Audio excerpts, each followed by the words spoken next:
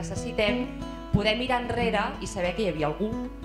Saber que allò que estem vivint ara mateix, allò que les dones estem fent ara mateix, allò quines són les nostres necessitats, quines són les nostres mancances o també els nostres èxits, han vingut precedits per la història d'altres dones que segurament en el seu moment no van tenir l'oportunitat, en tot cas, d'explicar-se o de saber o de manifestar quina era la seva visió del món, quins eren els seus anhels, quines eren les seves necessitats.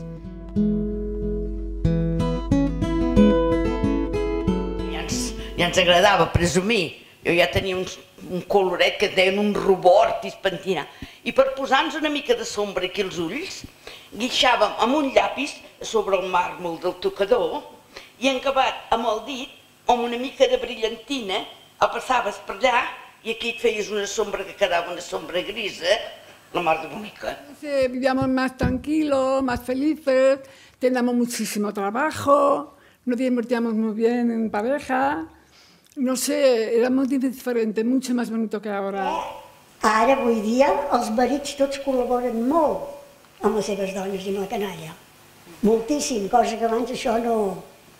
era bastant raro. L'home a treballar, i arribar a casa i trobar el sopar a la taula o el dinar i poca cosa més. Jo ara les veig que van, venen, entren, surten, fan el que els hi dona la gana. A mi, quan jo vaig tindre la regla, les meves amigues em preguntaven què, perquè amb elles no els havien explicat res. A mi sí que m'ho havien explicat. Amb elles l'única cosa que els havien dit és a partir d'ara aneu en compte que no se us acosti cap noi. O sigui, la cosa anava així, o sigui, se t'acostava un noi i et donava un petó i ja quedaves embarassada.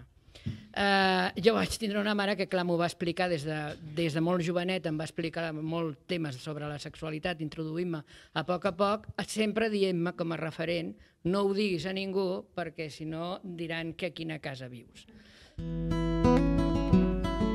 No sé si heu fet comptes, però jo anava sumant quan parlaven de les seves jornades i sortien jornades laborals de 12 hores fàcilment. Les dones que venien de la comarca venien a treballar a capellades, sigui els molins paperers o sigui les fàbriques de teixit. La persona que entrava en una fàbrica de teixit ja era rica, ja semblava que tenia la vida assegurada, que sí, en part. Penseu que venien d'Espolla a capellades, que hi ha 1 hora i mitja a peu, i entraven a treballar a les 5. Els de la tarda entraven a les 2 i plegaven a les 12 de la nit. I un dels amos deia, a mi les meves treballadores, no us diré on era aquest amo, no me'n faran mai de tard. Ja deia, com és que no facin mai tard? Deia, perquè es posava a la porta i com passava ens repassava si fèiem tard. Aquí no hi havia gaire mercat de treball, que tot es relacionava amb el tèxtil. Penseu que aquí a Berga hi havia una quantitat enorme de fàbriques i fabriquetes. Llavors la gent, quan començaven a treballar, les noies no teníem gaire alternativa que anar a treballar. Altra vegada, altra part, perquè també a casa necessitaven el jornal per sobreviure, perquè la cosa funcionava d'aquesta manera. Treballàvem de les 5 del matí fins a les 5 de la tarda, perquè fèiem hores per completar els salaris que sempre eren mínims. La gent protestava per coses, els encarregats no els agradava, procuraven fer-me la punyeta i jo, me'n sortia com podia. Trabajaba toda la semana como un borrico. Y cuando llegaba el sábado a las 6:30 de la tarde, me daban 75 pesetas. Yo de pequeña, que ahora cuando veo un crío con 6 o 7 años, me pongo mala, porque pienso, ¿cómo tú podrías hacer eso con 7 años, guardar 7 cabras, que se escapaban por todos los sembrados? Normalment, en aquelles èpoques, la gent s'aparellaven a les fàbriques. Jo també vaig aparellar dins de la fàbrica amb el meu marit, no? Vaig entrar a 14 anys, que quan vaig acabar els estudis, diguéssim, jo ja era de les generacions que a la meva època molts començaven a anar a estudiar. Després de la trajectòria tèxtil, va ser quan últimament ja em anava capficant, no? Pensava tota la vida passaves aquest fil per aquest forat i diguéssim ja començava a tenir inquietuds, no? I actualment, doncs això, he canviat el que era el món tèxtil de passar fils i que tota la vida havia de passar fils, doncs ara cuidem nens, fem dinars i som una sostre amb 3 sòcies i 5 treballadors que tenim a càrrec nostre. La meva àvia, la Maria, va començar a treballar als 14 anys en una fàbrica I als 17 anys va començar a festejar amb el Cares el meu avi. I va començar a treballar a la botiga dels pares del meu avi. Quan es va casar i tot, va tinguer de cuidar-se dels fills, tenia de netejar la casa, ho tenia de fer tot ella, ja que el meu avi això ho considerava cosa de dones. També tots els diners que ella es guanyava, als principis els tenia de donar tots als seus pares. Ells ho distribuïen. A diferència de mi, jo ara estic treballant, sí que he trepitjat el mercat laboral una mica més tard que ella, perquè ella als 14 anys i jo als 19, i els diners que m'ho guanyo me'ls administro jo. També tinc parella, vic amb ella, i les feines de casa ens les partim.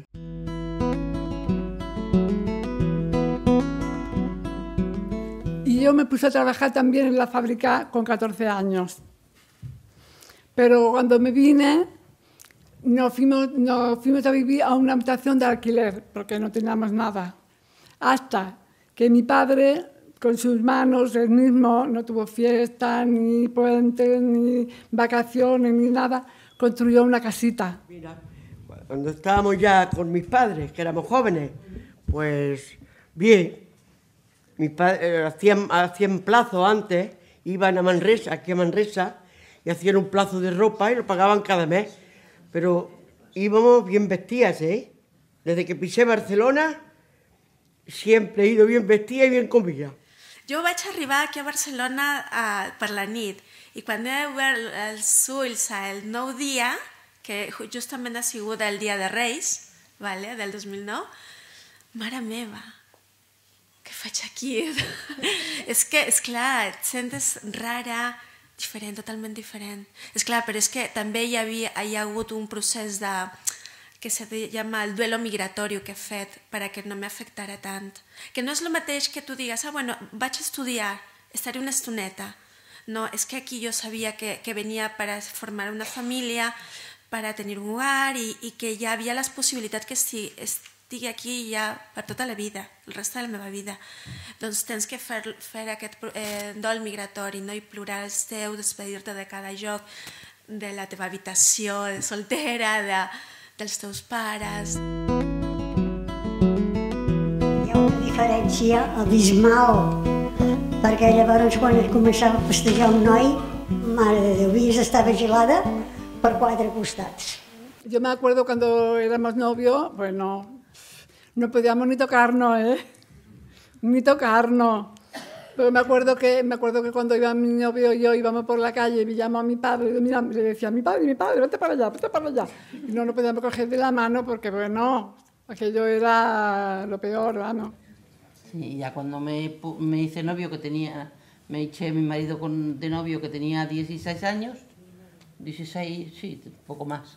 Le pedíamos permiso a nuestra madre y nuestra madre decía, nena, ten cuidado que si te ve el papá, después... Como me pillaba por la calle. Y un día llegué del cine, eran las 10, y estaba acostado, estaba en la cama, y me esperaba con la correa. Bueno, ¿a quién quería más? ¿A él o a mi marido? A Juan. ¿Tú a quién quieres más, a Juan o a mí? Pues yo me dio mucho coraje, y como yo no estaba haciendo nada malo, me digo, pues no, pues quiero más a Juan. I me pegó con la correa perquè le dije que quería más a Juan. Vull dir, havíem tingut una convivència molt maca amb el meu marit. El meu marit era molt seri, una persona molt... A casa nostra era... La paraula d'ell era la paraula de tots. Ara jo lligada no m'havia sentit ell mai. Jo sortia, però no com ara, que el divendres surten les dones, i el dissabte surten els homes, i el diumenge surten tots plegats. No ho entenc, no ho entenc. No l'entenc, aquesta llibertat. Per mi, el matrimoni és una cosa...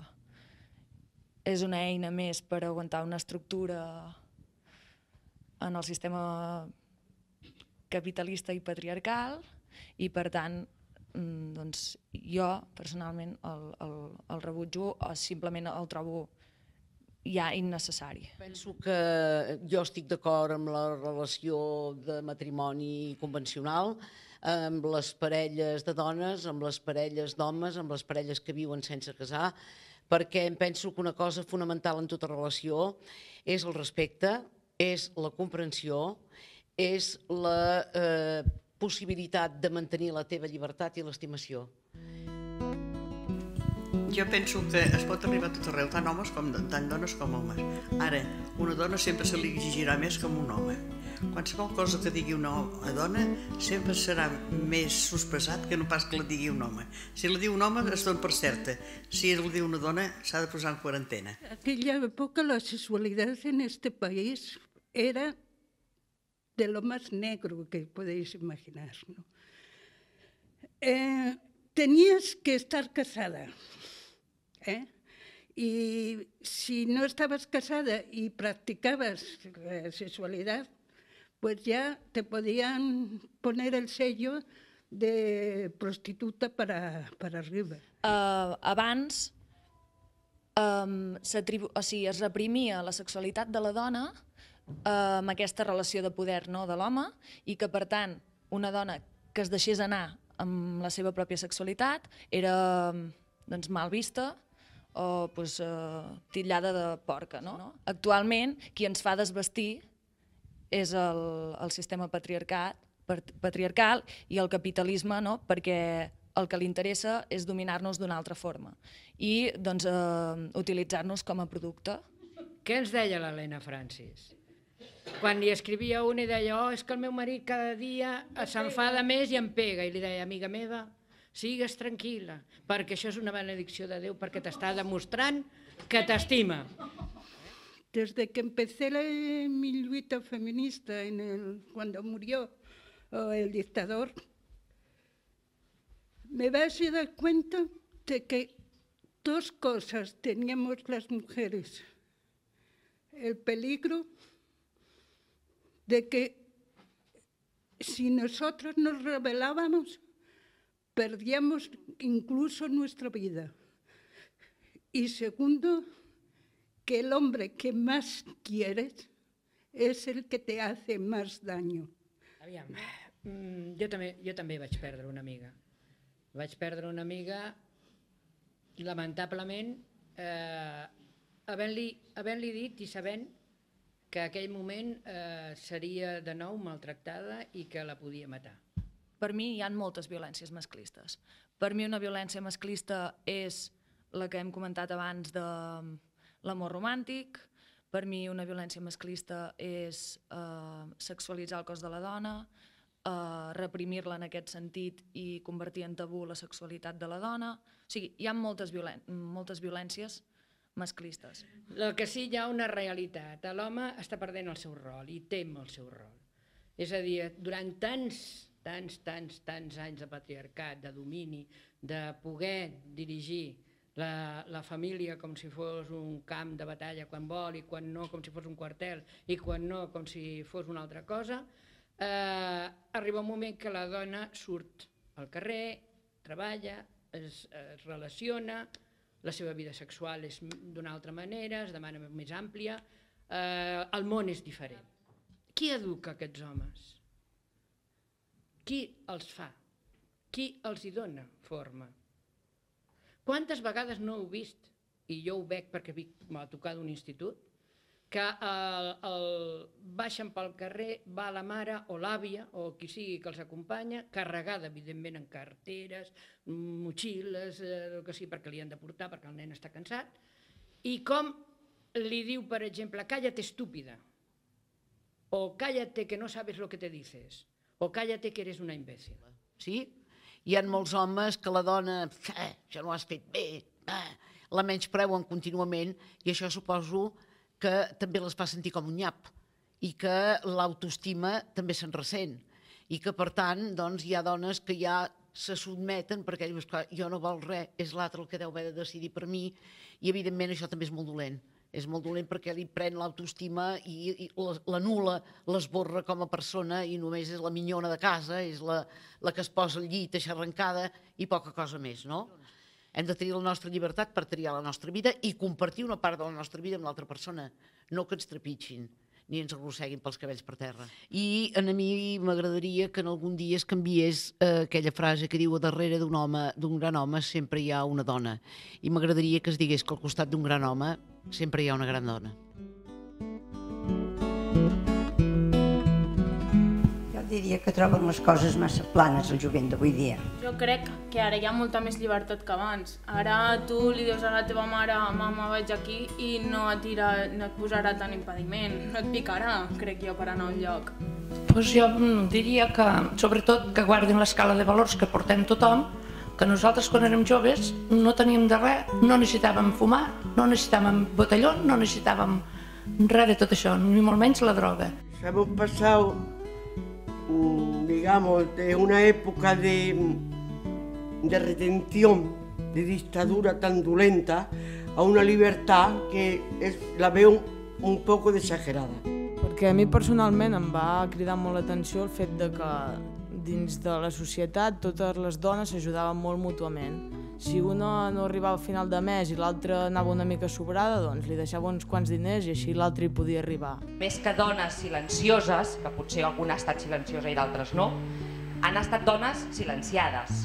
Dones a les que no se'ls ha deixat escriure la història, malgrat que, com és normal, i com tothom sap, les dones també escrivim i també protagonitzem la història.